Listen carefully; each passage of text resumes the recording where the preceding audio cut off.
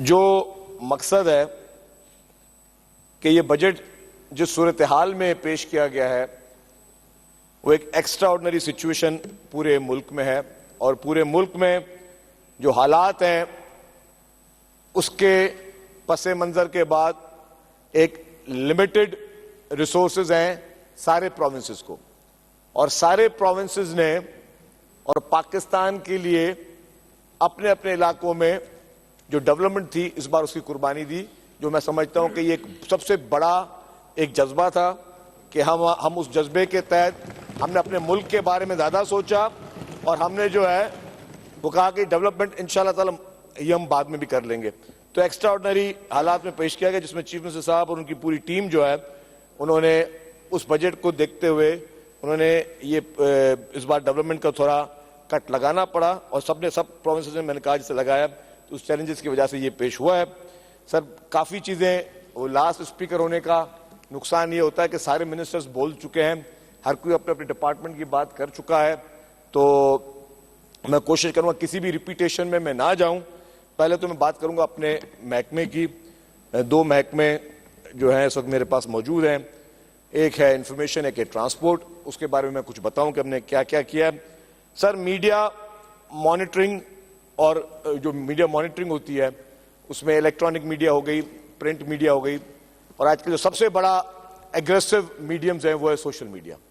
उसके लिए सिंध गवर्नमेंट पहली गवर्नमेंट है जिसने 2 साल पहले AI के जो है वो अपने खिदमात जो है हासिल की, अपने खुद सॉफ्टवेयर हमारे पास मौजूद हैं और हम AI के जरिए उसकी मॉनिटरिंग कर रहे हैं, जिसमें हमें पता चलता है कि जी रोजाना ना सिर्फ टीवी और अखबारों में क्या चल रहा है लेकिन सोशल मीडिया पे क्या क्या चीजें जो हैं वो हुकूमत सिंध के बारे में जो है वो बोली जा रही है। फिर उसका हम लोग उसकी मॉनिटरिंग भी होती है और फिर उसको रेस्पॉन्ड करने के हमारे ये सिंध वाहिद पहला सूबा है जिसने जर्नलिस्ट प्रोटेक्शन बिल बनाया। पहला सूबा है जिसने जर्नलिस्ट प्रोटेक्शन बिल कमीशन बनाया, और जर्नलिस्ट प्रोटेक्शन कमीशन के बाद सहाफियों को जितनी आजादी डिप्टी स्पीकर साहब सूबा सिंध में है, मैं चैलेंज के साथ कह सकता हूं पूरे पाकिस्तान में ऐसी कोई जगह नहीं है जहां पे सहाफियों को इतनी आजादी हो। ओपन चैलेंज के साथ कह सकता हूं, और उसके नुकसानात भी हैं। नुकसानात में इन हिसाब से कह सकता हूं कि सहाफियों की आजादी पर हम यकीन रखते हैं, सहाफत की आजादी पर हम यकीन रखते हैं, लेकिन उसका सबसे ज्यादा मैं इसको नुकसान नहीं कहूंगा लेकिन इसका सबसे ज्यादा शिकार भी सिंध हुकूमत बनती है। बाकी जगहों पर क्या चल रहा है मैं उसकी मिसालें भी दे सकता हूं। हमारे पास अल्हम्दुलिल्लाह जैसे कहते हैं कि जी हर एक को मुकम्मल तौर पर आजादी है, जो लिखना है सही खबर भी लिखी जाती है, झूठी खबर भी लिखी जाती है, सही तज्जिए भी किए जाते हैं, गलत तज्जिए भी किए जाते हैं।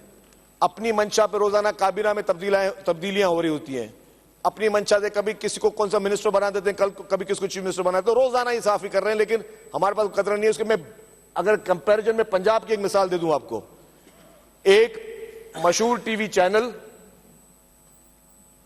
उसके एक रिपोर्टर ने पंजाब की एक आला हुकूमती शख्सियत का एक बयान, उसका अपना एक तकरीर में उस आला हुकूमती शख्सियत से एक स्लिप ऑफ टंग हो गया था। एक स्लिप ऑफ टंग हो गया पंजाब की एक आला हुकूमती शख्सियत से। वो उस सहाफी ने सिर्फ ट्वीट कर दिया, आधे घंटे में सहाफी जो है वो गायब हो गया, और ना सिर्फ गायब हो गया उसको PK के तहत उस पर जो है केस दाखिल हो गया।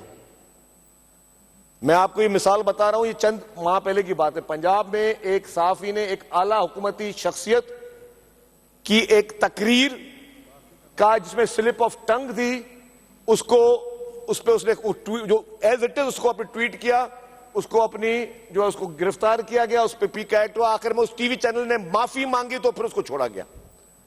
यह है वहां पे आजादी सहाफत।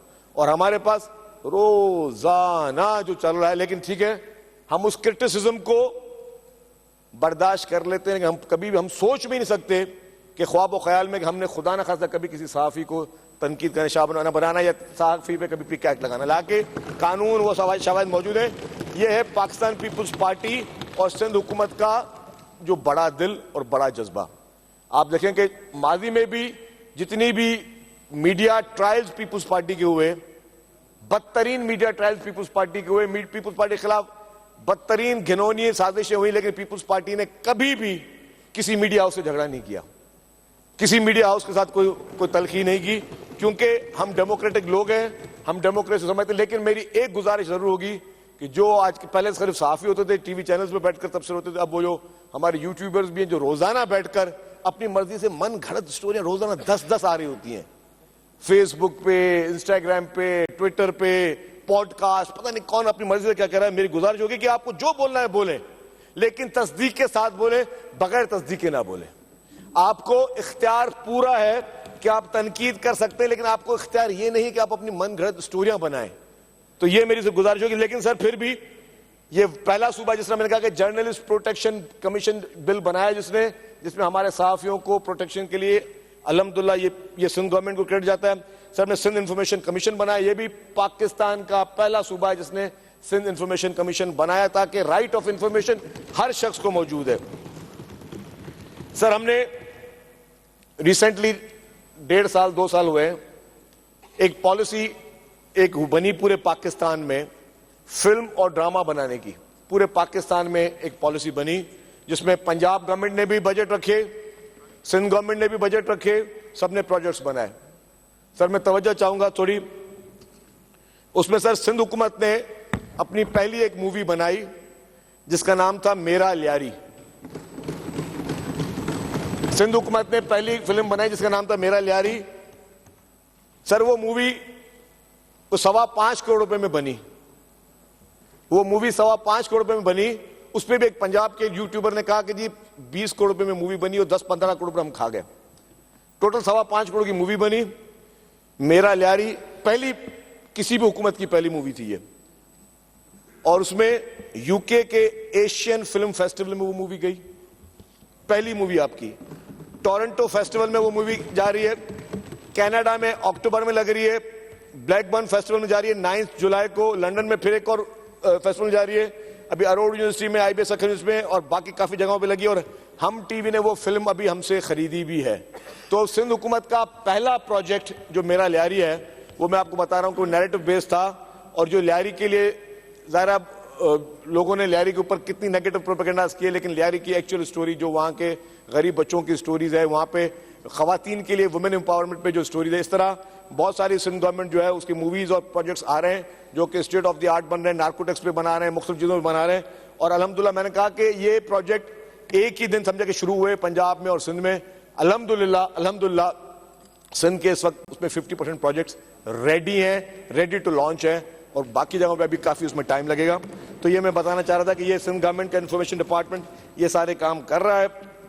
हमने डॉक्यूमेंट्रीज भी बना रहे हैं किचन गार्डनिंग पे, सूफीज्म पर, ये सरसों जो हमारा सरसों डिपार्टमेंट उसके ऊपर, तो मुख्तलिफ चीज़ों में डॉक्यूमेंट्रीज बन रही है इंग्लिश में भी। और हम पूरी दुनिया को अपने सूबे का असल चेहरा दिखाना चाहते हैं, क्योंकि अनफॉर्चुनेटली जो प्रोपेगेंडाज हैं वो हमारे लिए नेगेटिव प्रोपेगेंडा, नेगेटिव परसेप्शन बना रहे होते हैं हर जगह पे। तो हम जो हमारा असल चेहरा है हमारे सूबे का, जो असल हकीकत है, जो असल अचीवमेंट्स हैं, वो हम उनको उन डॉक्यूमेंट्रीज के साथ दिखा रहे हैं। सर इसके अलावा हमने चेयरमैन बिलावल भुट्टो ज़रदारी साहब ने एक पोर्टल लॉन्च किया, I work for Sindh. I work for Sindh एक जॉब पोर्टल बना, और ये पहला पोर्टल था जो कि गवर्नमेंट और प्राइवेट जॉब्स को जो है वो उसको हाईलाइट कर रहा है। मैं थोड़ी सी बता दूं कि अवेलेबल ऑन प्लेटफॉर्म्स, ये गूगल प्ले स्टोर पे, एप्पल ऐप स्टोर पे और वेब ऐप पे जो है ये वेब ऐप पे ये मौजूद है। टोटल विजिटर जो इस प्लेटफॉर्म में हो चुके हैं अभी तक 4.8 मिलियन विजिटर्स जो हैं वो इसको विजिट कर चुके हैं। टोटल कैंडिडेट्स रजिस्टर्ड हुए 1,13,000। टोटल कंपनीज रजिस्टर्ड, जो प्राइवेट कंपनीज जिन्होंने अपनी जॉब्स भी इसमें लगाई हैं वो 670 हैं। एक्टिव जॉब इस वक्त भी अगर आप चेक करेंगे 11,100 हैं। टोटल पोस्टेड जॉब्स 20,800 हैं। Total jobs application through platform 4,19,000। New features इसमें सर पब्लिश कर रहे हैं, उसमें AI ऑटो CV। अब आपकी सिर्फ आपको CV भी आपको खुद बनाने की जरूरत नहीं है, AI का फॉर्मेट है उसमें बना, आपकी ऑटोमेटिक आपकी CV बन जाएगी जो पूरी दुनिया को दिखाएगी। फिर आप उसमें जो है वो earn 350 international accredited short courses, international 350 short courses भी हम उसमें फ्री में करवा रहे हैं अपने पूरे सिंध के बच्चों के लिए। फिर फीचर अंडर डेवलपमेंट है, और live career counselling from industry professionals, वो सब इसमें अनकरीब हम उसमें शामिल कर रहे हैं। तो ये सिंध गवर्नमेंट ने एक प्रोजेक्ट बनाया जिसको बेहतर तरीके से किया गया। सर अब आ जाएं ट्रांसपोर्ट महकमा। ट्रांसपोर्ट महकमे में सर हमारे डिफरेंट प्रोजेक्ट्स हैं, डिफरेंट प्रोजेक्ट्स पे हुकूमत काम कर रही है। सर जो सबसे मैं पहले एक दो प्रोजेक्ट्स का नाम लूंगा जिसको जो आजकल थोड़ा बहुत कंट्रोवर्सीज का शिकार भी हैं, उसमें एक है sir yellow line BRT.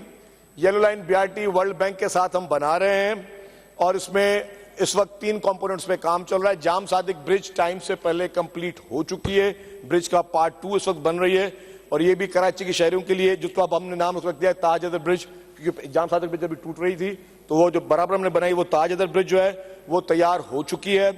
Depots पे काम चल रहा है और 2 डेपोज उसके बन रहे हैं।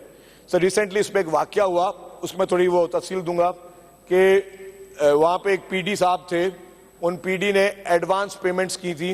उस एडवांस पेमेंट के बाद जब उस पीडी को हटाया गया तो वो हमें पता चला कि जी वो उस पीडी ने जो एडवांस पेमेंट्स की, जो नया पीडी उसने बताया, तो जैसे मुझे पता चला एज ए मिनिस्टर हमने सेक्रेटरी ट्रांसपोर्ट को इन्फॉर्म किया, चीफ मिनिस्टर साहब बैठे हैं, चीफ मिनिस्टर साहब को इन्फॉर्म किया और चीफ सेक्रेटरी को इन्फॉर्म किया और उसके बाद हमने सिंध गवर्नमेंट को राइटिंग में खत लिखा कि जी ये इस तरीके से एडवांस पेमेंट हुई है जो कि नहीं होनी चाहिए थी, ये हम समझते हैं कि ये मिस एप्रोप्रिएशन है, तो इस पर एक्शन लिया जाए। तो सिंध गवर्नमेंट जिसपे लोग तनकीद करते हैं, सिंध गवर्नमेंट देखिए खुद किस तरह चीजें चेक कर रही होती है कि हमें किसी अखबार में चीज नहीं आई हुई थी, किसी जरीदे में नहीं छपी हुई थी, लेकिन हुकूमत सिंध ने जब खुद एक चीज उसको पता नॉलेज में आई तो हुकूमत सिंध ने खुद एक्शन लिया। तो सर ये येलो लाइन बीआरटी का प्रोजेक्ट जो है वो अगेन कराची के शहरों के लिए एक बहुत बड़ी फ्यूचर के लिए एक अचीवमेंट होगी और ये जब बड़े प्रोजेक्ट्स में इस तरह के इश्यूज आते हैं तो उसको गवर्नमेंट जो है वो उसको टाइमली फेस भी करती है। और red line BRT sir, red line BRT again university road का इशू था, मैं इस पर मैंने कहा कि मैं इस पर 1 घंटा 2 घंटा 4 घंटे भी तकरीर कर सकता हूं। हमारे सारे दोस्तों ने यूनिवर्सिटी रोड नाम के कह के तनकीद निशाना जरूर बनाया, लेकिन वो तनकीद क्यों कि जब आपका 9 महीने का केयर टेकर था तो 9 महीने केयर टेकर में वो रोड जो है उस पर मुकम्मल तौर पे प्रोजेक्ट पे काम बंद था केयर टेकर सेटअप में। फिर आपके सिविल एविएशन के इशूज थे, उनके पोजीशन के इशूज थे और जैसे पहले भी हमारे काफी दोस्तों ने पहले कहा है कि जी अगर आप जो है किसी भी डेजर्ट में काम करना बहुत आसान होता है, शहर में जहां जो कि मिडिल ऑफ द सिटी है वहां काम करना बहुत मुश्किल होता है, क्योंकि वहां पे सुई गैस, बिजली, पानी, फिर आपके जो ऑप्टिकल फाइबर्स, बेशतर यूटिलिटीज को मूव करना और उनको शिफ्ट करना एक बहुत बड़ा चैलेंज होता है। तो वो हमें आज दिन तक हम लोग कर रहे हैं। फिर हमें तो इस तरीके से इस प्रोजेक्ट में डिले हुई कॉन्ट्रैक्टर की तरफ से हुई, तो गवर्नमेंट ऑफ सिंध ने उस कॉन्ट्रैक्ट को टर्मिनेट किया और गवर्नमेंट ऑफ सिंध ने जो है वो एफडब्ल्यू के साथ, हमने सबसे पहले मैंने और सेक्रेटरी ट्रांसपोर्ट यहाँ बैठे हुए, हमने एफडब्ल्यू के साथ मीटिंग की और हमने उनको कहा, कायल करने की कोशिश की कि जी आप इस काम को ले और काम कंप्लीट कर। चीफ मिनिस्टर साहब की फिर उनसे मीटिंग हुई और फिर ये चीजें हुई। तो गवर्नमेंट ऑफ सिंध जहां पे भी अगर कहीं पे हम देखते हैं कहीं पे प्रोग्रेस स्लो है तो उस पर हम एक्शन भी ले रहे हैं और हम चीजों को कंप्लीट करने की कोशिश करें, लेकिन उस पर जितना तनकीद की जाती है सर, बिलियंस ऑफ रुपीज हुकूमत सिंध लगा रही है। हमारे लिए बहुत आसान था हम बीआरटी ना बनाते, हमारे लिए बहुत आसान था हम बीआरटी ना बनाते, हम जिस तरह बाकी पीपुल्स बस सर्विस चला लेते, लेकिन ये आज का तो ट्रैफिक का मसला हल करते, लेकिन इन फ्यूचर जो है वो हमने फ्यूचर के लिए देखा है। पर्सनली हो सकता है कि जाती तौर पे मेरा बीआरटी के बारे में हम डिफरेंट ख्याल हो, लेकिन गवर्नमेंट का ख्याल यही था कि जी इन बीआरटीज को बनना चाहिए, तो उसको बीआरटीज पब्लिक के लिए बनाई जा रही है, कराची के लोगों के लिए बनाई जा रही है और कराची के फ्यूचर के लिए बनाई जा रही है। ये चंद दिनों के लिए नहीं है, ये 100 साल के लिए ये इंफ्रास्ट्रक्चर बनेगा, क्योंकि बसें खरीदना बहुत आसान काम है, बहुत सस्ता काम है, लेकिन इंफ्रास्ट्रक्चर बनाना जो है वो सबसे मुश्किल काम है, सबसे चैलेंजेबल काम है। तो उस पे हुकूमत सिंध ने ये रेड लाइन और जो येलो लाइन उस पे काम कर रही है। सर एक ऑरेंज लाइन बीआरटी हुकूमत सिंध ने खुद कंप्लीट की, वो चल रही है। ग्रीन लाइन बीआरटी जो है फेडरल गवर्नमेंट का प्रोजेक्ट था, जब हमें हैंड ओवर हुआ तो उसकी जो राइडरशिप थी वो 53,000 थी। 3 साल 4 साल ये फेडरल गवर्नमेंट के पास था, 3 साल 4 साल फेडरल गवर्नमेंट के पास था। जब हमें हैंड ओवर हुआ तो उसकी राइडरशिप 53,000 थी और 3 महीने के अंदर हमने उसकी राइडरशिप 78,000 तक पहुंचा दी। 3 माह के अंदर 78,000 बढ़े। तो ये थी गवर्नमेंट ऑफ सिंध और ट्रांसपोर्ट डिपार्टमेंट के अपने जो हमने हिकमत अमली थी वो बढ़ाई। जो ऑरेंज लाइन बीआरटी उसको 1800 से हमने 8,500 पर डेली भी लेके गए। उसके बाद सर हमारा पीपुल्स बस सर्विस जो इस वक्त चल रही है, पीपुल्स बस सर्विस में इस वक्त पूरे सिंध में 1,25,000 पैसेंजर रोजाना की बिना पर सफर कर रहा है और उसको सरकार सब्सिडी दे रही है, सब्सिडाइज अमाउंट में सफर कर रहा है। एक पैसेंजर जो बस में चढ़ रहा है उसको सब्सिडी जो है हुकूमत सिंध दे रही है। इसके साथ साथ सर इस वक्त पीपुल्स बस सर्विस जो है वो कराची में चल रही है, हैदराबाद में चल रही है, सक्खर में चल रही है, लाड़कानों में चल रही है, शिकारपुर में चल रही है, टंडवालायर में चल रही है। लेकिन सर मैंने सबकी स्पीचेस सुनी, सारे मेंबरान चाहे वो कराची से ताल्लुक रखते हो, डिफरेंट डिस्ट्रिक्ट के ताल्लुक रख रहे हो, सबका ये एक डिमांड थी कि हमारे कॉन्स्टिट्यूशन में बसें चलें। तो सर अभी तक जितनी बसें हमारी आ चुकी हैं और आपको पता है कि बजट में एक कट भी लगा हुआ है, बजट के कंस्ट्रेंट भी हैं, लेकिन डिस्पाइट ऑफ दैट इस साल जितनी बसें उससे हम डबल बसें लेके आ रहे हैं। जितनी बसें इस वक्त मौजूद है उससे डबल बसें लेके आ रहे हैं। इस वक्त 500 ईवी बसेस इंशाल्लाह ताला हमारी कोशिश है कि एंड ऑफ दिस ईयर या मिड ऑफ दिस ईयर में, नॉट मिड तो हो गया है, लेकिन 2-3 महीने में 500 ईवी बस ताला काफी मसाइल जो हल हो जाएंगे। इसके साथ साथ हमने डबल डेकर बसेस भी और आ रही हैं इसी साल, उसका भी टेंडर प्रोसेस कंप्लीट हो चुका है, नई डबल डेकर बसेस भी आ रही हैं। तो जो कराची की खूबसूरती होनी चाहिए डबल डेकर बसेस के जरिए वो भी इंशाल्लाह ताला होगी, पैसेंजर्स को फायदा होगा। इसके साथ साथ पिंक बसेस हमारी चल भी रही हैं, हमने ग्रीन लाइन में भी पिंक बसेस सर्विस शुरू कर दी है, उसका बहुत जबरदस्त रिस्पॉन्स आ रहा है।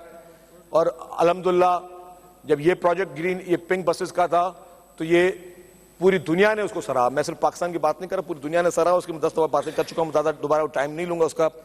सर ईवी बसेस भी पाकिस्तान की पहली वो ट्रांसपोर्ट डिपार्टमेंट हुकूमत सिंध लेके आई, पाकिस्तान की पहली ईवी बसेस भी हम लेकर आए।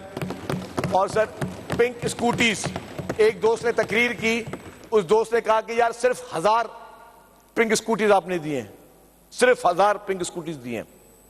मैं अर्ज कर लूं सर, जब पिंक स्कूटी की हमने स्कीम शुरू की थी सिंध भर में टोटल 150 खवातीन के पास ड्राइविंग लाइसेंस था स्कूटर चलाने का, बाइक चलाने का, टोटल 150 का। और आज हम बात करें 25,000 खवातीन ने ड्राइविंग लाइसेंस अप्लाई किया हुआ है, 25,000।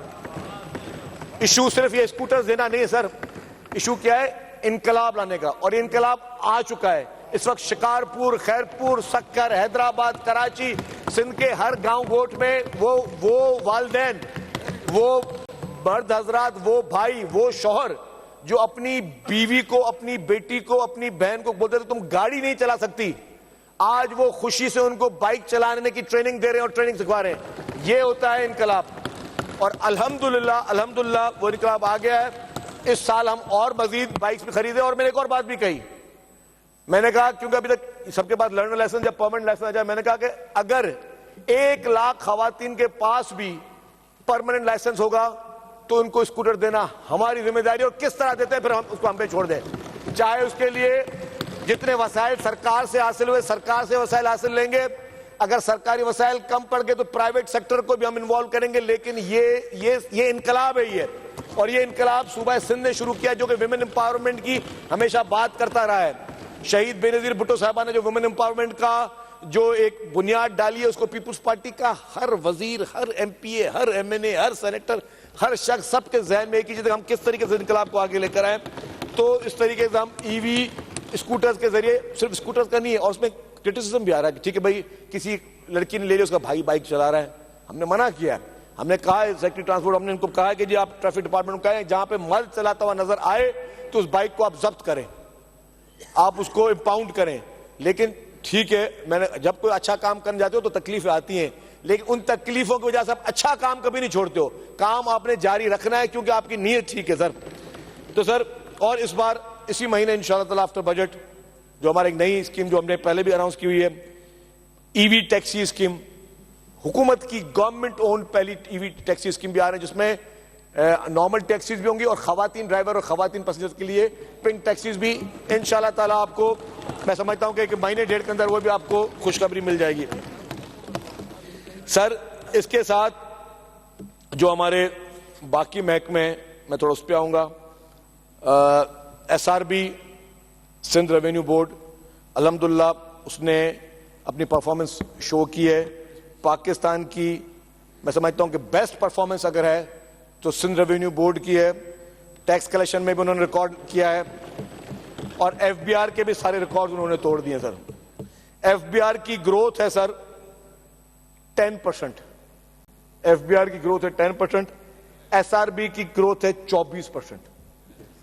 उसका भी जवाब देता हूं कराची से। ये जो आप बीच में बैठे बैठे कर बात करते हो कराची से, मैं आपको जवाब दे दूं, सिर्फ कराची नहीं है। अगर कोई कोल कंपनी, कोई ऑयल एंड गैस कंपनी अगर घोटकी में वो इस वक्त वो प्रोसीजर कर रही है, या अगर कोई और कंपनी, कोई बैंक जिसने कहीं और, अगर उसने हेड ऑफिस कराची में, तो आप समझते हो कि वो कराची से है, मतलब कराची से है ज्यादा, कराची में सबसे ज्यादा, कराची से सबसे ज्यादा है। लेकिन अगर कोई ऑयल एंड गैस कंपनी जो एक्सप्लोर कर रही है किसी और डिस्ट्रिक्ट में, लेकिन उसका हेड ऑफिस कराची में, तो कराची में ही काउंट होगी। ज़ाहिर है वो अगर किसी की 6 ब्रांचेस, तो हर ब्रांच से टैक्स कलेक्शन नहीं होती, एक हेड ऑफिस होती है। हेड ऑफिस डेफिनेटली पाकिस्तान के काफी बैंक्स के हेड ऑफिस कराची में है। तो आपको थोड़ी समझ लें मौलवी साहब चीजों को। दूसरी बात, अच्छा फारूक साहब सर, इनको बोले, इनको इतना तो सिखा दें सर, आप इनको इतना तो सिखा दें सर, ये इनके जमायतियों को अभी तक ये भी नहीं सिखा सर। अच्छा सर, दूसरी बात ये सर, अब आइए टैक्स पे सर। मैं बात करता एसआरबी की सर। जो आपका सेल टैक्स है, एफबीआर 18% सेल टैक्स चार्ज करता है, आपकी पंजाब गवर्नमेंट 16% टैक्स चार्ज करती है, आपकी सिंध गवर्नमेंट 15% टैक्स चार्ज करती है। हम टैक्स में कम है, हम रेवेन्यू में। और आप पता है सर, हमने जो टारगेट्स अचीव किए हैं, कोई 366 बिलियन का टारगेट था जो ऑलमोस्ट हमने अचीव किया है। और मैं दूसरी बात बताऊं सर, आपको पता है एफबीआर के पास मुलाजमीन कितने हैं जो एफबीआर डेफिसिट में है? एफबीआर डेफिसिट में, एफबीआर के पास मुलाजिम है 23,000 एम्प्लॉइज हैं एफबीआर के पास। और एसआरबी के पास कितने मुलाजमीन है? 368 मुलाजमीन वाले, जिसको आप कहते हैं ना बैड गवर्नेंस, सिंध है, सिंध हुकूमत है, बैड गवर्नेंस। 368 मुलाजमीन वाला अपने टारगेट्स अचीव कर रहा है, और 23,000 वाला जिसके जिम्मेदारी सबसे बड़ी है इस मुल्क में इन हालात पे पहुंचाने में, एफबीआर, वो 23,000 वाले में अपने टारगेट अचीव नहीं कर सकता। तो आप माने कि सिंध हुकूमत काम कर रही है और बेहतर काम कर रही है। सर, हमारे मिनिस्टर ने बहुत अच्छी स्पीच की वर्क्स एंड सर्विसेज ने। इस साल हमने 3,114 किलोमीटर की सड़क बनाई है, 3,114 किलोमीटर। और मैं आज भी कहता हूं सर, किसी भी एक जिले से, मेरे सारे दोस्त चले, उनको हम दौरा कराते हैं। हमने इससे पहले जो पूरे पाकिस्तान भर के सहाफी हैं, Islamabad press club, Lahore press club, Peshawar press club, Quetta press club, सब सहाफियों को हम लेके आए। हमने सिंध भर का दौरा कराया और अल्हम्दुलिल्लाह वो अच्छे व्यूज लेकर गए, उनको सिंध के एक प्रोजेक्ट दिखाया। तो मैं कहता हूं सर, एक एमपीएस को भी टूर करवाते हैं। मैं सीएम साहब को कहता हूं कि जी हमें 2-4 कोस्टरें अरेंज करके दें, और हमारे जमात इस्लामी वाले के लिए खास तौर पे एक प्राइवेट जहाज बुक कराएं उनके लिए। अच्छा सर, इसमें 3,114 किलोमीटर जो अपने रोड में सड़कें विजिट कराऊंगा, सिंध के कोई एक सूबाई मुझे रोड सड़क दिखा दें, एक सूबाई सड़क दिखा दें। मेन रोड की बात करें, आप फिर चले जाएंगे किसी गली में, क्या 20 फुट की गली थी देर, ये टूटा हुआ नाला चल रहा है। जो मेन आर्टरीज होती है, मेन डिस्ट्रिक्ट जो कनेक्ट कर रही है, काफी दोस्त जिनका जो कि रूरल एरिया में जाते भी हैं, एक भी रोड खराब नहीं है पूरे सिंध का। मैं बड़े चैलेंज के साथ कहता हूं, एक भी आपको खराब सड़क नहीं मिलेगी। हाँ, जो वो सड़कें जो वफाकी हुकूमत के अंडर है, नेशनल हाईवे की है, उसका बेड़ा गर्क हुआ है यहाँ पे, उस पे वो काम करने के लिए तैयार नहीं। कभी पता चलता है कि 10% रख रहे हैं, 20% रख रहे हैं। तो सिंध हुकूमत के जेर इस्तेमाल जितनी सड़कें हैं, वो अल्हम्दुलिल्लाह सबसे बेहतर परफॉर्म किया है। सिंध की तमाम सड़कें बहुत बेहतर बनी हुई हैं। और हम अपने इलाकों में क्या कर रहे हैं, हम अपने इलाकों में जहां पे हमारे रूरल एरियाज हैं, उन रूरल एरियाज में अब हम वो जो कच्चे रास्ते थे, उनको भी हम पेवर ब्लॉक लगा रहे हैं। आप चले मेरी कॉन्स्टिट्यूंसी में, आपको दिखाऊं किस तरह हम पेवर ब्लॉक्स हर गांव में, हर गांव में लगा रहे हैं, ताकि लोगों को ये भी सहूलत दें। तो अल्हम्दुलिल्लाह वो चीजें हैं, बेहतर तरीके से चल रही हैं। एजुकेशन डिपार्टमेंट में सरदार शाह साहब की बड़ी तकरीर थी, उसमें मैं दोबारा रिपीट नहीं करूंगा। लेकिन सर, ये तो माने ना कि 97,000 टीचर्स पीएसटी और जीएसटी जो है इन्होंने अपॉइंट किए, और एक भी कंप्लेंट नहीं है यार। 97,000 टीचर्स भर्ती हुए, एक भी कंप्लेंट नहीं है कि जी कोई सिफारिशी पास हो गया, कोई जो है कोई पैसों पे पास हो गया, कोई करप्शन पे पास हो गया, कोई रिश्तेदार पास। मुझे याद है सईद गनी साहब उस वक्त एजुकेशन मेंबर कोई जो है फेल हो गए, सरदार शाह साहब बाद में एजुकेशन मिनिस्टर बने, बोले जी मेरा सेक्रेटरी एजुकेशन था शायद, उसका कोई भाई था पता नहीं क्या, बोले वो फेल हो गया। तो यार इस पे तो आप लोग कम से कम अप्रिशिएट करो कि यार हुकूमत सिंध जो है, और ये बहुत बड़ी भर्ती थी, 97,000 की भर्ती हो, रिक्रूटमेंट और एक भी कंप्लेंट ना हो, कोई एक झूठा इल्जाम लगाने वाला भी नहीं पैदा हुआ। तो इसको आप अप्रिशिएट करें कि हमारे गवर्नमेंट के डिपार्टमेंट किस तरीके से बेहतर काम कर रहे हैं। लॉ एंड ऑर्डर पे होम मिनिस्टर साहब की 1.25 घंटे की तकरीर के बाद मेरा बोलना जो है वो मुनासिब नहीं होगा, लेकिन होम मिनिस्टर साहब ने बहुत तफसीली बताया। लेकिन जो जिस तरीके से उन्होंने बात की, सर ये कराची क्या होता था, कराची की मैं आगे कराची में बात करूंगा, लेकिन ये कराची में आज भी हम जरा पूरे पाकिस्तान का टूर करते हैं, मिलते हैं लोगों से, पूछे कराची के लिए, लोगों के जहन में कराची के लिए अभी भी एक हवा पैदा की। उसमें मैं आता हूं हवा किस तरह पैदा हुआ और क्या हुआ, लेकिन उसके लिए एक हवा पैदा हुआ, लेकिन अब वो कराची नहीं है। अब अल्हम्दुलिल्लाह ना सिर्फ कराची, अब आपका कश्मीर देख लें, अब आपका शिकारपुर देख लें, अपना अपर सिंध देख लें, लोअर सिंध देख लें, अल्हम्दुलिल्लाह बहुत सुकून के साथ आप गुजर सकते हैं। आपकी लॉ एनफोर्समेंट एजेंसीज, आपकी पुलिस की बहुत जबरदस्त परफॉर्मेंस रही है, पुलिसिंग बहुत अच्छी हुई है, पुलिस ने बेहतर काम किया, हमें उसको अप्रिशिएट करना चाहिए। जहां पे बता रहे थे कि जी यहाँ पे 100 मकवी होते थे, आज होम मिनिस्टर साहब बता रहे थे कि एक भी मकवी नहीं है, अल्हम्दुलिल्लाह। इससे बड़ा और क्रेडिट क्या देना चाहिए कि जी हुकूमत सिंध हर सेक्टर में काम करिए और हम होम में भी काम करिए। सर एग्रीकल्चर में हमने जिस तरीके से हारी कार्ड दिए और किसानों के लिए सैलाब में भी मदद की और बाकी सारी हर टाइम पे उनके साथ खड़े रहे, तो मैं समझता हूं कि ये एक बहुत अच्छा काम हुकूमत सिंध ने किया है। पब्लिक प्राइवेट पार्टनरशिप हमारा एक बहुत ही बड़ा प्रोजेक्ट है, इसकी शुरुआत सैयद कायम अली शाह साहब ने की, लेकिन उसके बाद जिस तरह चीफ मिनिस्टर सैयद मुराद अली शाह साहब ने इसको कंटिन्यू किया, बहुत ही important projects public private partnership के जरिए बनाए गए, आपके रोड्स बनाए गए, आपके ब्रिजेस बनाए गए, आपका धाबेजी इकोनॉमिक जोन, आपका इंफ्रास्ट्रक्चर प्रोजेक्ट शाहराह भुट्टो, जिसको आप लोगों के इसमें प्रॉब्लम होता है, हमें पता है साबिर भाई अगर हैदराबाद जाता होगा शाहराह भुट्टो तो जाता होगा, जाते नहीं जाते साबिर भाई, जाते नहीं जाते, आप भी जाते हो सर, कैसा लगा रोड आपको? हाँ इनाम में जाओ तो भाई, हाँ सर घुमाया, कैसा लगा रोड आपको? हाँ भाई कैसी सड़क लगी? रोड अच्छा बना था, लेकिन तकरीर में नहीं कहा उन्होंने। अभी मुझे बोल रहे कि रोड अच्छा था, तकरीर में एक दफा भी तारीफ नहीं की शाहराह भुट्टो की, लेकिन अच्छी बात है, अच्छी बात है। मुझे मैं विटनेस कर दूं, इनको सबसे पहले मैंने दावत दी थी, किरण बाजी उनकी बेटी की शादी में मैंने दावत दी थी कि आप शाहराह भुट्टो इस्तेमाल करें। हमारे हैदराबाद के मुत्तहिदा कौमी मूवमेंट के और इन्होंने किया और तारीफ की, बता रहे हैं कि हम शाहराह भुट्टो से जाते हैं, और उन्होंने शाहराह भुट्टो की तारीफ नहीं की तकरीर, लेकिन अगली दफा अगले बजट में कर लीजिएगा। नहीं इन्होंने मेरे साथ की थी, मेरे सामने की थी। जी सर।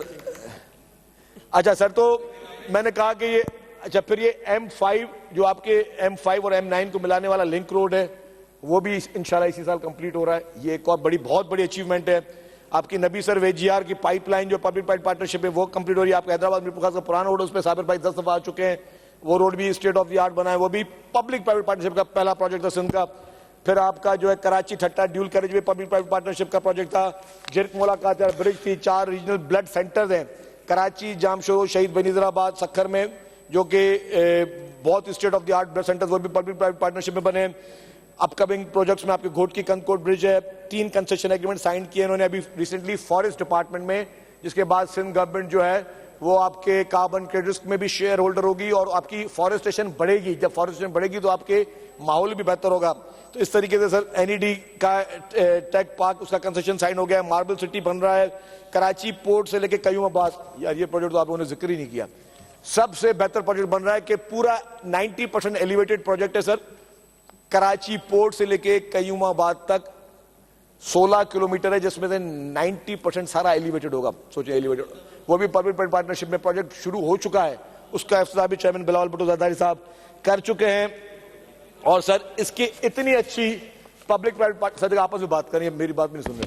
अच्छा, पब्लिक प्राइवेट पार्टनरशिप की इतनी अच्छी इस वक्त रिजल्ट है कि मेरे सामने प्राइम मिनिस्टर शहबाज शरीफ साहब कराची में मौजूद थे। उन्होंने एहसन इकबाल साहब को कहा कि एहसन इकबाल साहब आप सिंध हुकूमत से सीखें कि किस तरह पब्लिक प्राइवेट पार्टनरशिप में काम कर रही है।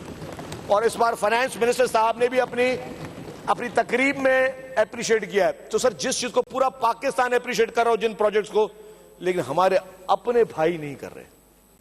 दुनिया तारीफ कर रही है लेकिन हमारे अपने भाई नहीं करे। कोई बात नहीं सर, चले इसको छोड़ दें। एप्रिसिएशन तो वही एक अल्लाह ताला की जात देती है एप्रिसिएशन, दूसरी आवाम देती है इलेक्शन वाले दिन। तो हमें वो एप्रिसिएशन चाहिए, अल्लाह ताला से चाहिए, आवाम से चाहिए। बाकी ये भाई तो मैं ना मानूं, मैं ना मानूं, मैं ना मानूं। अच्छा सर, थरकोल, आपको पता थरकोल हुकूमत सिंध को क्या पड़ी थी? सर मेरा टाइम अब शुरू हुआ है आपके आने के बाद। अच्छा सर, थरकोल। वजीर साहब जितनी देर आप बात करना चाहें बात करें। सर आप, और 10 बजे से पहले मैं आपको तकरीर खत्म नहीं करने दूंगा। ठीक सर जी प्लीज, सुबह 10 बजे तक ना सर, प्लीज प्लीज सुबह 10 बजे तक जी प्लीज। अच्छा सर, थरकोल। फिर मैं दूसरा स्पीकर कौन है आपके बाद? आप सर थरकोल सर थरकोल पे आ जाएं। मुझे ये बताएं, आपको पता है सिंध हुकूमत, ये थरकोल का प्रोजेक्ट था शहीद मोहतरमा बेनजीर भुट्टो साहिबा का ड्रीम। शहीद मोहतरमा बेनजीर भुट्टो साहिबा का ड्रीम प्रोजेक्ट था, जिसको जब मोहतरमा की हुकूमत गिराई गई और बीच में सईद साहब बता रहे थे, मैं थोड़ा उस वक्त कम सुन रहा, मतलब मैं थोड़ा इंटरफेयर नहीं कर सका। 11 महीने की, जब 88 की हुकूमत बनी थी, 11 महीने की हुकूमत थी। अभी तो लड़ाई भी शुरू नहीं होती, अभी तो कहते हैं ना मिनिस्ट्रियां बनती है।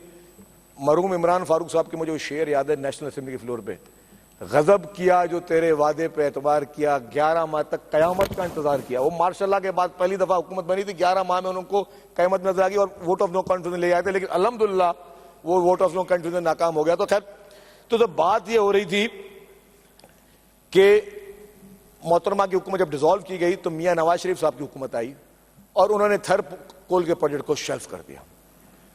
हमें असल में पता है किन चीजों में एक होना चाहिए।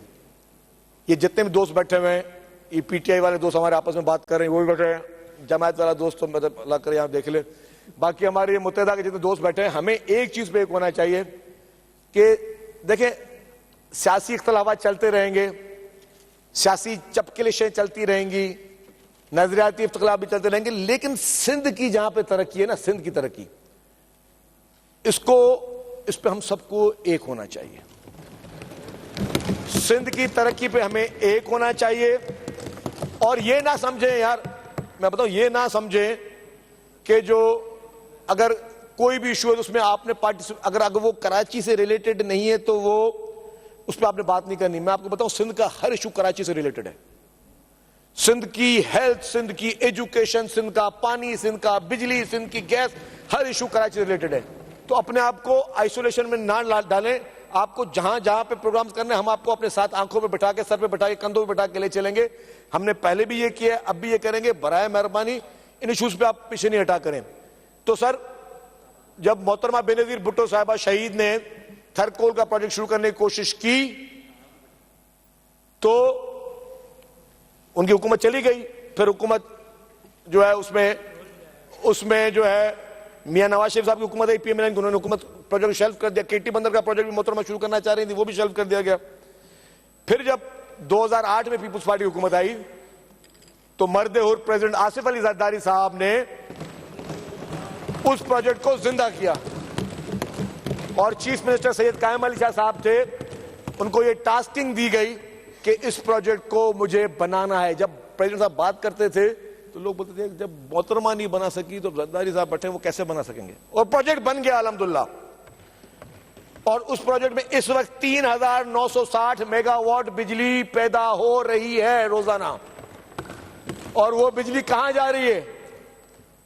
एक करेक्शन, मोहतरमा बना गई थी, उन्होंने जो चाइनीज कंपनी हाँ, उन्होंने बना, बाद में खत्म किया।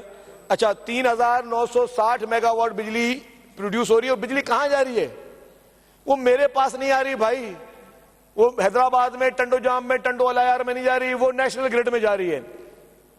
हमने वो काम किया जो पूरे पाकिस्तान के काम आना है। और हुकूमत सिंध का कितना खर्चा हुआ अभी तक? $1 बिलियन हुकूमत सिंध खर्च कर चुकी है उस प्रोजेक्ट पे, जिसका जो कि पाकिस्तान के लिए वो प्रोजेक्ट है, वो पीपुल्स पार्टी के लिए प्रोजेक्ट नहीं है, पाकिस्तान के लिए वो प्रोजेक्ट। उस पे $1 बिलियन जो है वो खर्च। और आज आपका क्या हुआ है? जब आपकी बिजली महंगी हुई अभी और आपके बिजली के रेट नर्ख बढ़े, तो आपके जितने भी इकोनॉमिक एक्सपर्ट्स थे पाकिस्तान के, उन्होंने क्या कहा? उन्होंने कहा कि अगर सस्ती बिजली चाहिए तो सिर्फ कोयले से बनेगी, और कोयला जो अभी आप इंपोर्ट करते हो बनाने के लिए वो ना करो, कोयला हमारा लोकल कोयला होना चाहिए। तो जो अब पाकिस्तान की सबसे बड़ी नेसेसिटी है वो थरपारकर का कोयला, वो थरपारकर कोयला पाकिस्तान पीपुल्स पार्टी ने निकाला और उस पर $1 बिलियन खर्चा किया और नेशनल ग्रिड में वो बिजली जा रही है। तो इससे बड़ी और पाकिस्तान की क्या खिदमत करे पाकिस्तान पीपुल्स पार्टी, मुझे पता है, पूरे पाकिस्तान के लिए किया ना, वो नेशनल ग्रिड में वो बिजली जा रही है। सर इसके बाद विंड पावर्स पे भी काम हुआ। फिर सर एक प्रोजेक्ट है हमारा DEPD, जो कि department of empowerment of persons with disabilities.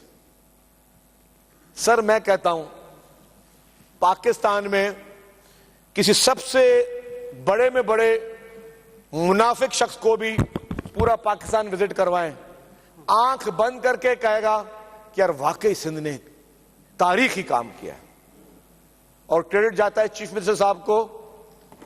इनकी सदारत में जिस तरीके से DPD का काम हुआ है, इसकी कोई मिसाल नहीं मिलती। सिंध का शायद ही कोई शहर है जहां पे इस वक्त DPD के सेंटर्स नहीं है। अभी मैं देख रहा था 8 महीने पहले पंजाब में एक सेंटर बना और उसमें फिर वहां पे एक आला हुकूमती शख्स ने ट्वीट किया कि पाकिस्तान फर्स्ट, तो फिर मैंने उसमें 6 तो तस्वीर डाल दी साथ में कोट ट्वीट किया। मैंने कहा जी, मैंने कहा हमारे सारी वो चीजें बन चुकी है। तो सर मकसद ये है, सर मकसद ये है कि आप DPD को जाके देख लें, स्टेट ऑफ द आर्ट। और आज क्या हुआ है, मतलब आज मतलब चंद दिन पहले क्या हुआ, इस्लामाबाद से वफाकी हुकूमत ने सेक्रेटरी DPD को लिखा है कि आप हमें इस्लामाबाद में हमने खोलना है सेंटर, उसमें हमारी मुआवनत करें। वफाक हमने MOU भी साइन किया। वफाकी हुकूमत अब हमसे मुआवनत मांग रही है कि यार हमें ये करके दो, और हमने कहा कि हम आपको मदद करें, बलूचिस्तान में भी करके दे रहे हैं। तो ये आप देखें भाई कि ये क्या वो इंसान नहीं है? हम सबसे ज्यादा इस धरती पे अगर किसी का हक है तो उन लोगों का हक है, उन हमारे खुसूसी बच्चों का हक है। हम सबसे ज्यादा उनके लिए भी सबसे ज्यादा खिदमत कोई कर रहा है तो पाकिस्तान पीपुल्स पार्टी की सिंध हुकूमत करी, और हुकूमतें क्यों नहीं कर रही है? और उसके लिए कोई एक्सपर्टीज मांग रहा है तो सिंध हुकूमत से मांग रहा है, उस पर तो हमारे पास किसी ने बात नहीं की। फिर सर आ जाए, मैं वो जो प्रोजेक्ट बता रहा हूं वैसे प्रोजेक्ट बता रहा हूं जिसमें आपको कोई नैमल बदल पाकिस्तान में नहीं मिलेगा। मैं रिपीटेशन में नहीं जा रहा, सारे मिनिस्टर साहबान बात कर चुके हैं, 1.5 घंटा 1 घंटा अपने डिपार्टमेंट के बारे में सारी वो बातें कर रहा हूं जो कि जिसका मुआवजा करना आपको कहीं कहीं पाकिस्तान में नहीं मिलेगा, कहीं दुनिया में नहीं मिलेगा। दुनिया की तारीख का सबसे बड़ा housing project Sindh people's housing जो था हमारा SPHF, दुनिया की तारीख 21 लाख घर। सर 2023 में सिंध की एक पॉपुलेशन सेंसस हुआ, उसमें सिंध की पॉपुलेशन है 5,56,96,147 2023 की पॉपुलेशन। उसमें एग्रीमेंट डिसएग्रीमेंट अलग है। 5,56,96,147 की पॉपुलेशन है पाकिस्तान की, सिंध की सॉरी। उसमें पता है सर कि हमने ये जो 21 लाख घर बना के दे रहे हैं, और ये वो लोग घर बन रहे हैं जिनके पास कच्चे मकानात थे जो गिर गए, जमीन बोस हो गए, उनके पास अपनी छत नहीं थी। एवरेज में लगा रहा हूं, जो कम लगा रहा हूं 6 आदमी एक घर में, एवरेज लगा रहा हूं 21 लाख घर। तो कितना बनता है? ये बनता है 1 करोड़ 26 लाख लोग। 1 करोड़ 26 लाख लोगों को पाकिस्तान पीपुल्स पार्टी की सिंध हुकूमत घर फराम कर रही है, और आपकी पॉपुलेशन का हो गया 22.6%। सिंध की पॉपुलेशन का 22.6% लोगों को हुकूमत सिंध ने घर फराम कर दिए, घर फराम कर देने शुरू कर दिए। इससे बड़ा प्रोजेक्ट मुझे पूरी दुनिया में कोई बता दे मुझे कोई कि इतनी बड़ी कैटास्ट्रॉफी का आई हो और इतना बड़ा काम हुआ हो। 8 लाख घर बने थे जहां पे वो आया था जलजला नेपाल में, और ये 21 लाख घर बन रहे हैं। 21 लाख घर, आपकी पॉपुलेशन का 22% पॉपुलेशन को आपकी हुकूमत ने जो है पीपुल्स पार्टी की सिंध हुकूमत ने घर बना के दे रही है। कोई मिसाल नहीं मिलती इस तरह की। इससे ज्यादा आपको क्या रिकॉर्ड चाहिए? इससे ज्यादा आपको क्या इंप्रूवमेंट चाहिए?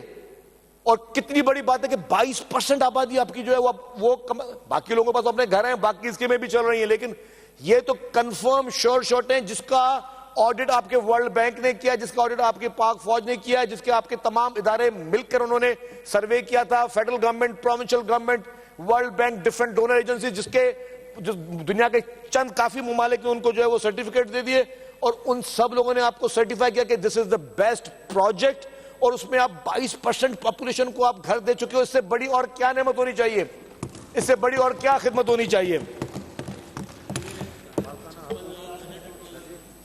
21 लाख घर हैं भाई, आपको नहीं पता? नहीं आपको दिलावर साहब आप बीच में ना इंटरप्ट करें प्लीज। और सर क्या किया ना करें। और क्या किया, उन लोगों के पास वो गरीब लोग थे ना, तो कोई कहां बैठा था, कोई कहां बैठा था, वो जमीन भी किसी और की थी।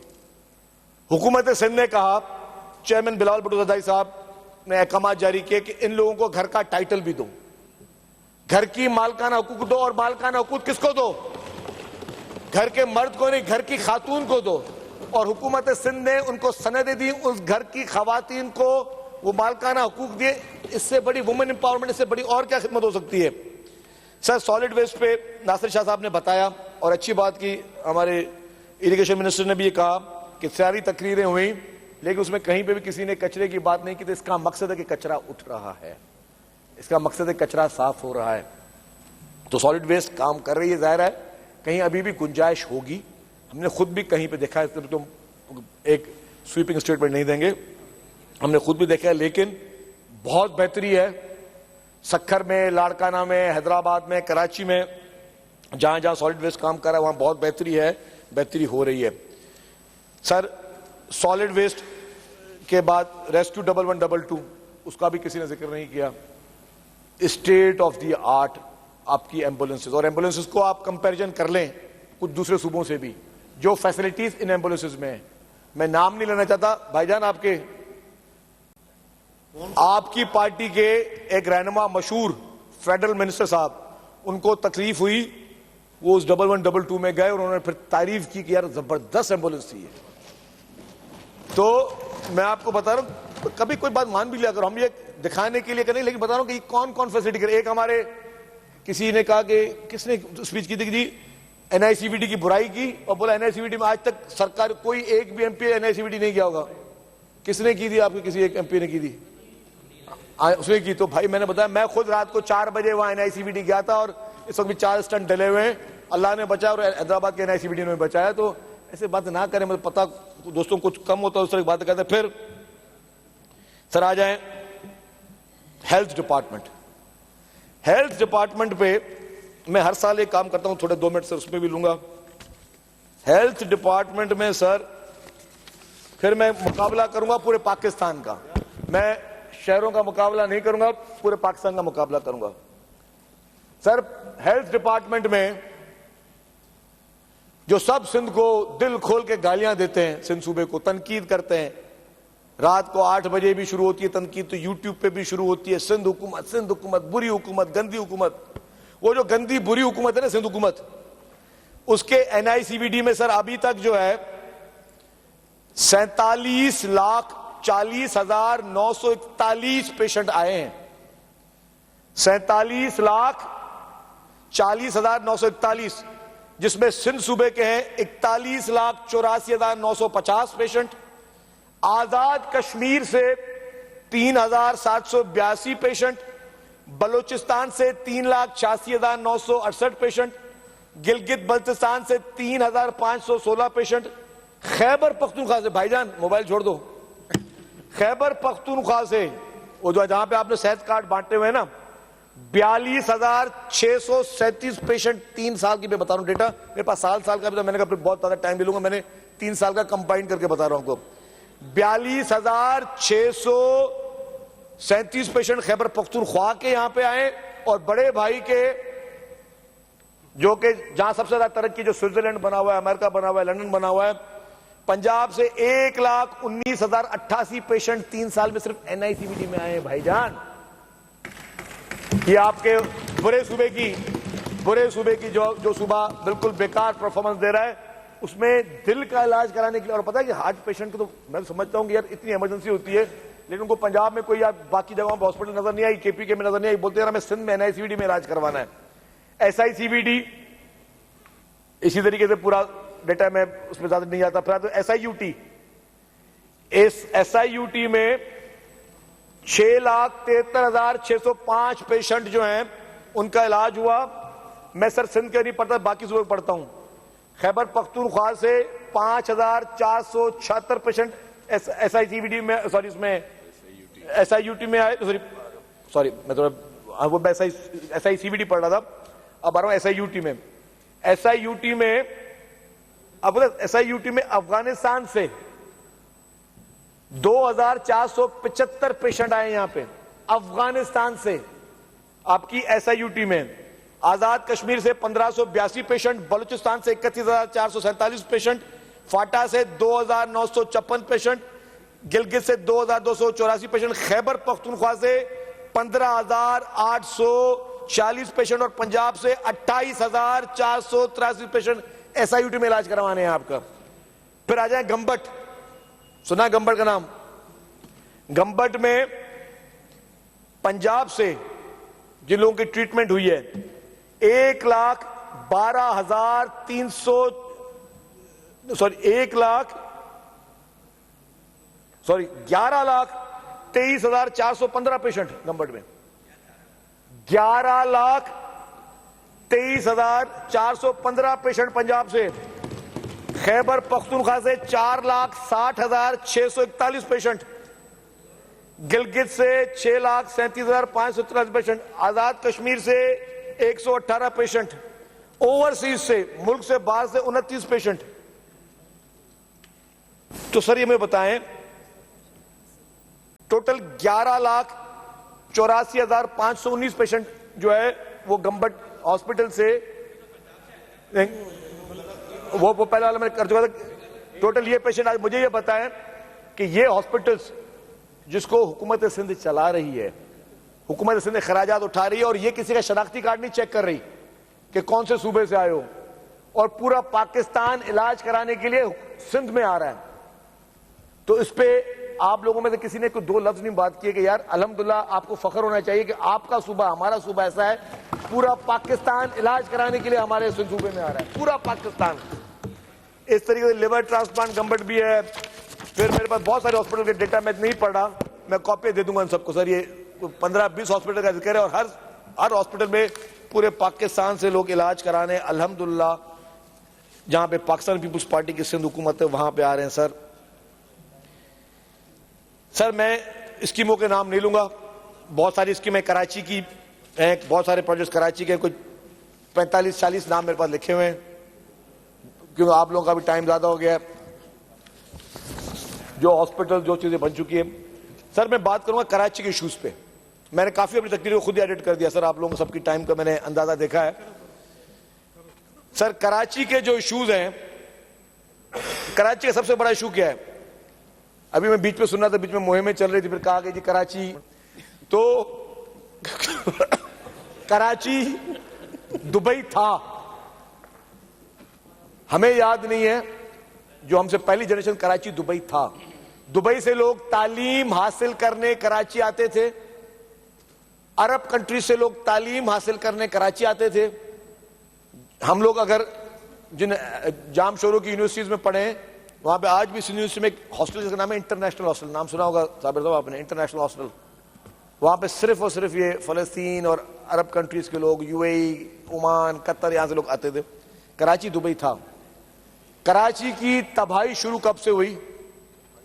कराची की तबाही की शुरुआत की जनरल ज़िया-उल-हक के मार्शल्ला ने, और उसके बाद उसकी पैदावार ने। उसके बाद जब कराची में क्लैशनकोफ कल्चर आया, कराची के हालात खराब हुए, और मैं समझता हूं कि कराची के हालात खराब करना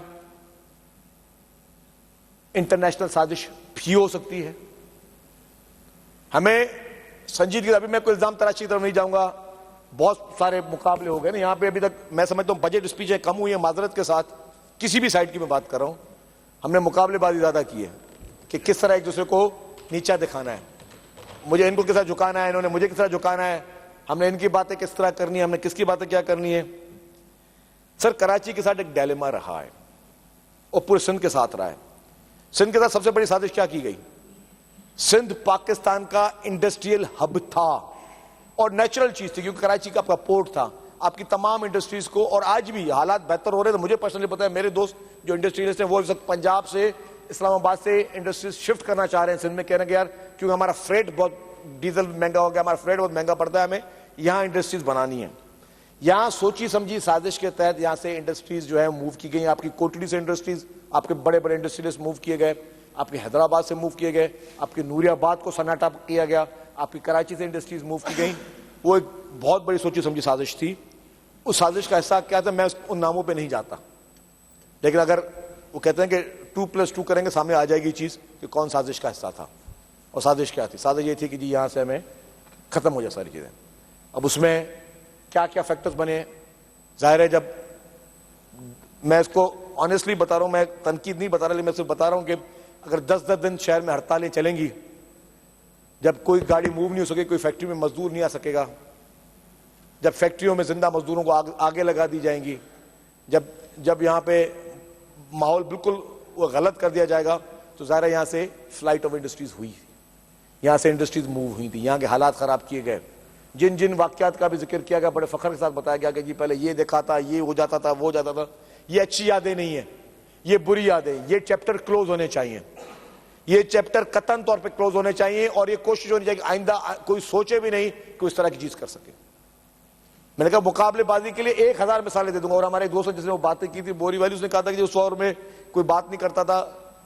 सर ये पता नहीं, मेरे ये सारे दोस्त उस दौर में, मुझे इनमें से कोई याद नहीं है 2008 वाली असेंबली में, या जो भी 2008 की असेंबली में, उसको पता है कि हम 2008 में भी बात करते थे, और हमें उस वक्त उनके जो लीडर थे वो डायरेक्ट फोन पे भी 1-2 दफा गवर्नर हाउस में बातचीत हुई, सीएम साहब भी मौजूद थे, और डायरेक्ट हमें वो हम तब भी सब चीजें करते थे। वो कोई इतनी बड़ी वो चीज नहीं थी, लेकिन मैंने कहा कोई मुकाबलेबाजी नहीं है, कोई तनकीदी मुकाबला नहीं हो रहा, कोई पॉइंट स्कोरिंग नहीं हो रही, लेकिन ये सारे मुहरकात हैं। अब इसको बेहतर कैसे करना है, माजी को छोड़ देना सर, माजी बहुत उसमें कुछ चीजें बेहतर कैसे, बेहतर क्या करना है, पहले तो एक काम करना शुरू करना। देखिए हम लोग सारे जो है ना, आप लोग कौन है और हम लोग कौन है, हम अवाम के नुमाइंदे हैं।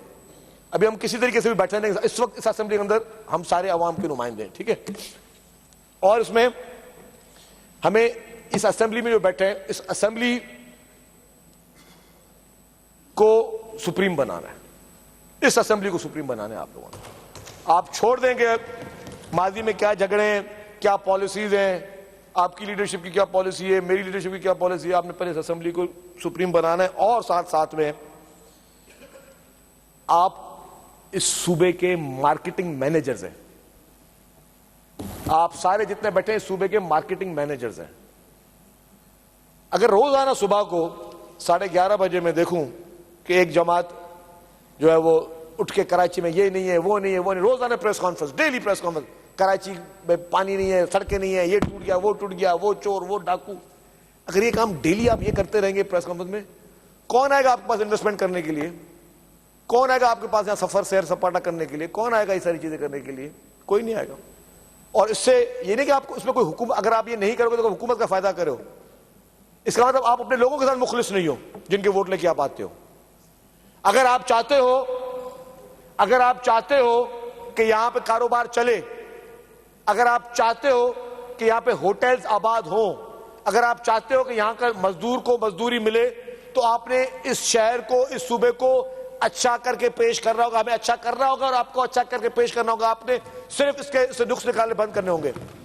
सर मेरा रेस्टोरेंट का बिजनेस, अगर मैं कहूँ यार मेरे रेस्टोरेंट में खाना खाने आओ, खाना बहुत बेकार है, पेट में दर्द हो जाएगा, खुदा न खाते ये हो जाएगा, कौन जाएगा खाना खाने, कौन नहीं आएगा। आप जब ये बातें करते हो, मैं उधर दोस्त को भी बोल रहा हूँ, जमायत वाले दोस्त भी बैठे हैं, मैं पर्सनली आपको नहीं बोल रहा, लेकिन इसको गौर से सुनिए। अगर आप रोजाना टीवी चैनलों पे सब चीजें बता जाओगे तो आपका वोटर कौन है? क्या आपको कारोबारी अफराद, दुकानदार आपको वोट नहीं करता? अगर आप उस दुकानदार का बिजनेस तबाह करोगे बैठकर, ये कह के कि जी यहाँ पे ना हो, इस शहर में, इस सूबे में ना हो, ये सूबा खराब है, तो कौन आपके सूबे में इन्वेस्टमेंट करने आएगा, कौन घूमने आएगा? हमें भी याद है इस शहर में सड़कों पे, जैनब मार्केट में, क्लिफ्टन में, यहाँ पे अंग्रेज गोरे वॉक करते हुए नजर आते थे इस शहर में। अब कहां में नजर आता है कोई शख्स? मैं बहुत सारी मिसालें दे सकता हूं एज इन्फॉर्मेशन मिनिस्टर में, यहाँ पे इस माइक पे वो मैं नहीं कर सकता काम। हमने किस तरीके से जुल्म किया, बैड पब्लिसिटी, बैड मार्केटिंग करते करते। हमने, हमारे टारगेट ये नहीं होता होगा, आप मतलब एक आपके फ्रेम ऑफ माइंड में ये नहीं होगा कि आप कर रहे हो, आप नुकसान किसको कर रहे हो। अगर आपका टारगेट पीपुल्स पार्टी या सिंध हुकूमत है तो अब यहां पे आओ, असेंबली में बात करो, क्लोज कैमरा में बैठ के बात करो, जो चीजें करनी करो। अगर आप बैठ के मीडिया में बैठ के सारी चीजें करो, आप टारगेट आप समझ रहे हो कि आप कर रहे हो पीपुल्स पार्टी सिंध हुकूमत को, लेकिन आप नुकसान पहुंचा रहे हो अपने कारोबारी आदमी को, अपने उस वोटर को जो आपको वोट देता है, आप उसका बिजनेस तबाह करो। तबाही उसके लिए करो। आज आम आदमी परेशान है, पूरे पाकिस्तान में परेशान है, यहां पे भी परेशान है। उसकी परेशानी का हल हमने बैठ के निकालना है। उसका परेशानी का हल यहां पे एक दूसरे को गालम गलौज देकर लड़ाइयां करके नहीं है। उसकी परेशानी का हल कि हम बैठ के इसका सीरियसली हल निकालें, हम किस तरह चीज को बेहतर करें। आखिर आपका वोटर भी वो है, कल को हमारा वोटर, कल को वो दिन ना आ जाए कि आपका वोटर आपको भी बोले कि तुम भी भागो और हमें भी बोले भागो, बोले सब यहां से बाहर निकल जाओ, हमें किसी को वोट नहीं देना, वो दिन ना आए। तो इसके लिए हमने मिलकर बैठ के सिंसियरिटी के साथ ये चीजें करनी है, जो कि हम नहीं करें। हम बैठ, मैं मीडिया में भी कहूंगा, मीडिया में भी हमेशा ये है, आप जब भी देखेंगे आपको बारिश किसी भी शहर में पड़ जाए, सबसे ज्यादा अगर कराची में अगर बारिश पड़ गई तो 3-3, 4-4 घंटे की ट्रांसमिशन शुरू हो जाती है। क्या है हकीकत? जरा हमसे, मैं इन्फॉर्मेशन मिनिस्टर, मुझसे मेरी पार्टी पूछती यार ये क्या है कि बाकी जगहों की खबरें नहीं आती, सिर्फ याद रहती है। मैं उनको अपनी हकीकत बताता हूँ, 2-4 हकीकतें मैं यहाँ असेंबली हॉल में भी बता देता हूँ, मुझे कोई अर्ज नहीं है। जो आपके बड़े टीवी चैनल्स हैं उनके हेड ऑफिस हैं कराची में, जो बड़े जितने बड़े टीवी चैनल उनके हेड ऑफिस है कराची में, यहाँ पे रिपोर्टर्स, और वहां पर रिपोर्टर्स में अनफॉर्चुनेटली जो डेस्क पे बैठे हुए हैं कुछ लोग, उनका ताल्लुक कुछ मखसूस जमात से है। फिर जब वो बैठकर रिपोर्ट बनाते हैं तो खबरों को नेगेटिविटी ज्यादा दिखा रहे हो। जितनी अगर पानी बारिश इस वक्त 120 मिलीमीटर पड़ रही है तो पहले 1 घंटा तो बारिश पानी होगा ना, उसको निकलने के लिए नेशनल फ्लो में टाइम चाहिए। वो पहले 1 घंटे की फुटेज चला के करनी है, वो फिर उसको कैश करना होता है। अब मुझे बताएं, दुनिया में आप चाहते हैं आप अवाम के नुमाइंदे, कौन से शहर में है कि आप पूरे शहर में बैनर्स लगा दें, ब्रिजेस को भर दें और सिर्फ नेगेटिविटी भर दें अपने शहर के खिलाफ? यहाँ पे वो जमातें मौजूद हैं जो सिर्फ अपने शहर के खिलाफ नेगेटिविटी भरती हैं। तो आप अपने, अगर आपका मकसद सिर्फ और सिर्फ इक्तदार की हवस है तो अलग बात है, लेकिन अगर आप इस शहर के इन सूबे के लोगों के साथ मुखलिस हैं, सच्चे हैं, तो आप इसकी बैड मार्केटिंग करना छोड़ दें। सिर्फ आप ये कहना छोड़ दें हर जगह पे कि हम बुरे हैं, हमारा शहर बुरा है, हमारी सब चीजें खराब हैं, और जब आप ये करना शुरू करोगे तो कोई आपकी तरफ दिखेगा भी नहीं। और सिर्फ ये बातें पर यहां पे नहीं रहती हैं, जब फिर ये अखबारों जरीदों में छपती हैं तो इंटरनेशनल लोग भी पढ़ते हैं। मेरे पास बहुत मिसालें हैं, मैं आपको इंटरनेशनल मिसालें भी दे सकता हूं, जो पाकिस्तान के, जो फिर हमारे सिंध के बारे में जो परसेप्शन पैदा होते हैं, जो रूल्स बैठे होते हैं। मैं कभी ऑफ कैमरा हो तो मैं तमाम भाइयों को एक एक चीज बताने के तैयार हूं कि हम इस बैड पब्लिसिटी का शिकार हम लोग कितना बुरे तरीके से हो रहे हैं। हमें उससे इज्तनाब करना चाहिए। मैं समझता हूं हमें उसमें पॉजिटिविटी की तरफ जाना चाहिए कि हम उसमें पॉजिटिव चीजें करें, पॉजिटिव लें।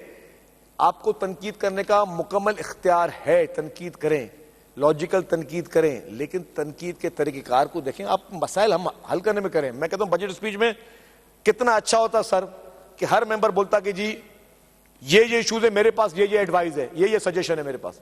कितने मेंबरों ने सजेशंस दिए हैं? मैं दोनों साइड से बात कर रहा हूं। कितने मेंबरों ने सजेशन दिए कि जी हाँ ठीक है, मैं इस तरह अपने इलाके का स्कूल में अडॉप्ट करता हूं, मैं बेहतर कर सकता हूं। मेरे पास मैं वॉलंटरली मैं हॉस्पिटल में, किसी सिविल हॉस्पिटल में बैठ के मैं ड्यूटी दे सकता हूं, अपने मुझे जिम्मेदारी दे, मैं काम करने के लिए तैयार हूं। कितने लोगों ने बोला कि वॉलंटरली हम काम करने के लिए तैयार हैं? हम सिर्फ और सिर्फ एक ही पैटर्न पे हमने अपनी तकरीरें रखी हैं। अनफॉर्चुनेटली मेरी गुजारिश होगी कि ये तो चले, ये बजट गुजर गया, अल्लाह करे अगले बजट तक हम सब यहाँ पे मौजूद हों और चीजें हो सही तरह चलती रहें। तो आइंदा हम अपने आप को, अपने एटीट्यूड करें। और सर सिर्फ बजट सेशन तक नहीं, आपके पास भी हर महीने जिस आप सेशन करते हैं तो उसमें हमारे पास प्रोडक्टिव सिटिंग्स होनी चाहिए।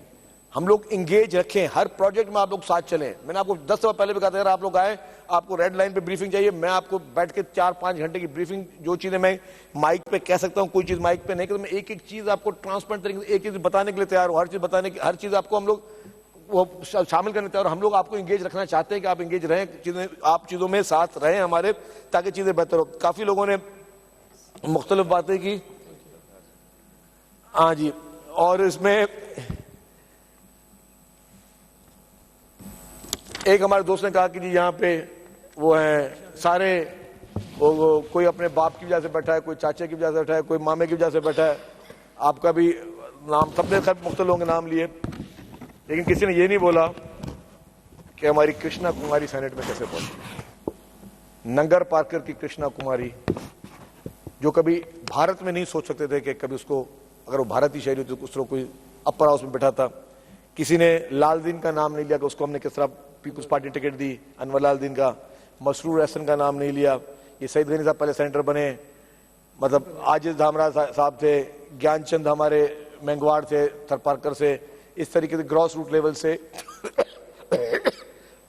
हमारे बहुत सारे नुमाइंदे जो यहाँ पे पहुंचे।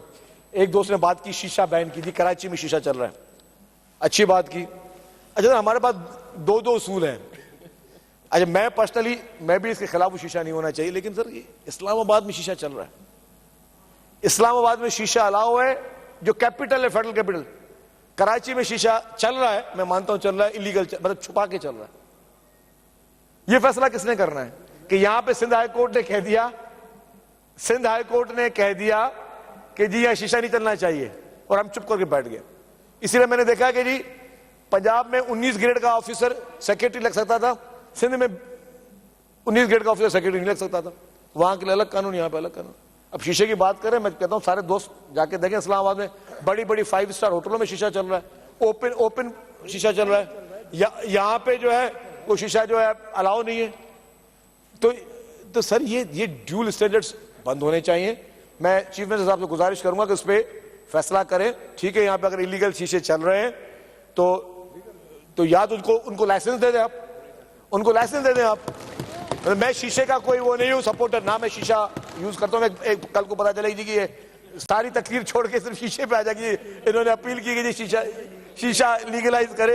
हालांकि मैं इसके पर्सनली बताऊं, मैं शीशे स्मोक के सख्ती से खिलाफ हूं, लेकिन मैं कह रहा हूं कि कोई एक चीज करे, या तो बंद कर दें, या बंद करें और हाई कोर्ट को बोलेंगे भाई कि एक मुल्क में 2 कानून नहीं हो सकते, कि एक इलाके के लिए एक कानून, दूसरे इलाके के लिए 2 कानून, ये चीजें ना हो।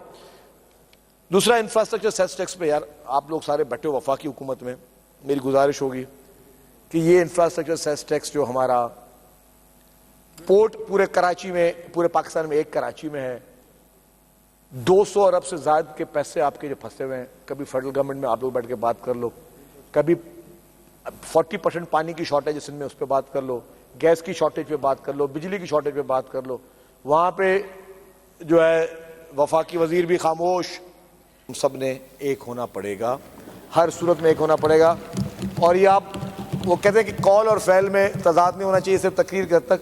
आपको हमारे जितने वजीर बैठे हैं सबके महकमे आपके लिए खुले हैं। आप अपनी तजावीज़ लाएं, असेंबली के फ्लोर पे लाएं, असेंबली के फ्लोर के अलावा दफ्तरों में लेके आएं।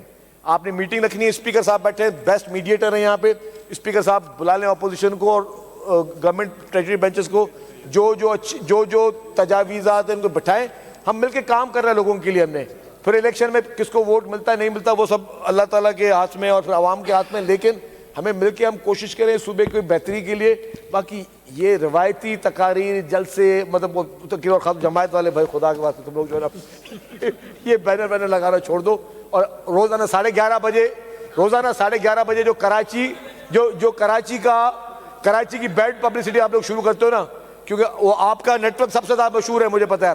जमायत इस्लामी का नेटवर्क सबसे अच्छा है, आपका न्यूज़ चैनल्स के डेस्क पे भी आपका अच्छा नेटवर्क है, हर जगह पे अच्छा नेटवर्क है। खबरें कि टिकर्स भी आप बनवाते हो, हेडलाइंस भी आप बनवाते हो, अभी भी सारी चीज़ें आपके कंट्रोल, बहुत मजबूत लोग हो आप माशाल्लाह इस चीज़ में। लेकिन बराए मेहरबानी कुछ अमली काम भी कर लो, इन सारे प्रोपेगेंडा से जान छुड़ाओ। थैंक यू सर, आपका बहुत बहुत शुक्रिया।